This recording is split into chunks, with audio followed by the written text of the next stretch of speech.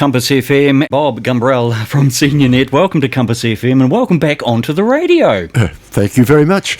It's been a while since you've been on the radio, but you certainly went right to the very top, didn't you? What did you do back in the 80s? Well, I was president of the New Zealand Veterinary Association, and I was asked to do a live interview about animal welfare because that was becoming more... It was getting a higher profile at that stage, and we were anxious to increase the profile. And one of the ways we did that was with an interview on Radio New Zealand. Radio New Zealand, you've made it to the stratosphere. I'm here on Compass, and that's okay. Well done, Bob. Oh, it's just nice to be local. It's one of the important things about life these days, the people who are next to you. Absolutely, and you've come on to Compass FM, North Canterbury's local radio station, to have a chat about SeniorNet. Now, I'm not too familiar with what's going on around SeniorNet, so you've either drawn the short straw, or you've been volunteered to come in and tell us what is SeniorNet. Well, SeniorNet is an organisation. The local branch, well, it's not a branch so much as we're an independent local organisation, but we're part of a national federation of SeniorNets. It was started about 20 or 30 years ago with the idea to help people as they got older and as they retired become familiar with technology, because at that stage many people wouldn't have had contact with technology in the course of their work, everyday work, and they retired and they wanted to do different things and explore things. So SeniorNet was established to enable them to do that.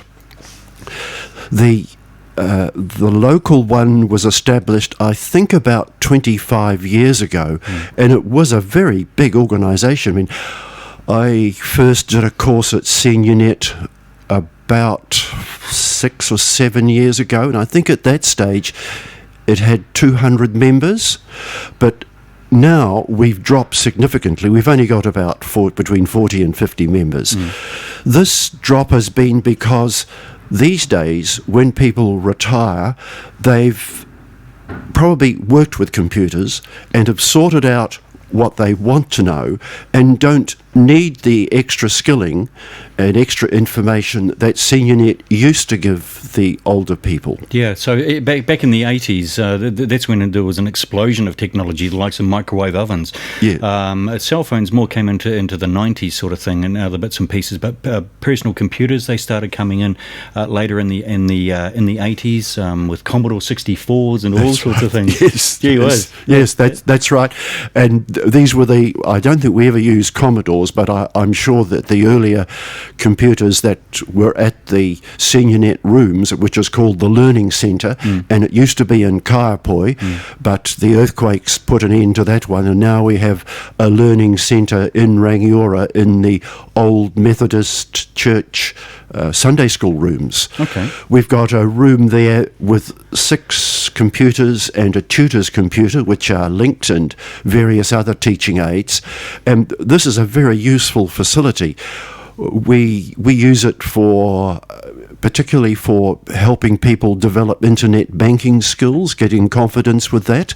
We have ways that we can get them to use internet banking without spending any of their money, which is always a good idea. It's always a good idea. And we also let the rooms out with the computers to a group, well, the Citizens Advice Bureau. They use it for their training to train their workers on the cabnet system that they use, which is computer-based. And any other organisation that would like to make use of a facility with 7 computers and other teaching facilities is very welcome to get in touch with us. Do you have to be a senior to enjoy these sort of benefits or this sort of training area? Well, we're pretty relaxed about age. I think our rules say 55 and over.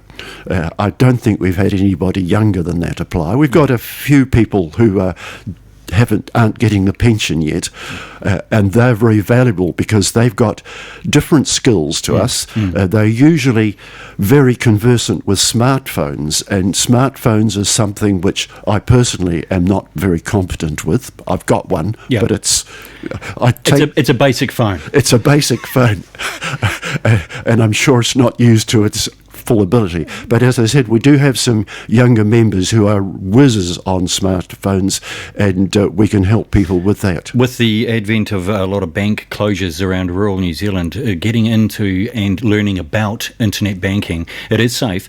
I've pretty much just picked up on it now myself, and I will not go back. It is a very, very good skill to have. Is there a cost for SeniorNet? We charge a massive subscription of $20 a year. Oh my goodness! Really?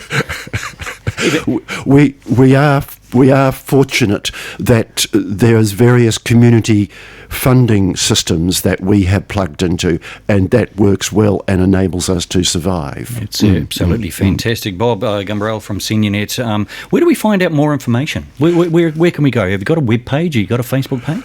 Yes, you can get information from the website. You can go onto the SeniorNet website and you'll come through to eventually to the North Canterbury contact details. Absolutely. Look, I think it's a wonderful thing that you're doing. It's been going for 2 or 3 decades or so. It's a resource that's well right. needed. And nowadays, rather than running the big formal courses that we used to run, we run question and answer sessions. Just, how do I do this? Can somebody help me edit a photograph? Yeah. How do I use this app on my smartphone? Yeah. And we provide answers to those rather than the big formal courses, although we can provide formal courses if people want that. You have the facility to do that sort of thing. Bob Gumbrell from SeniorNet North Canterbury, thanks for coming in. And 30 years, last time you were on the radio, you did really well. Thank you very much. Go well. And we'll keep in contact with you too, Bob, in regards to SeniorNet North Canterbury.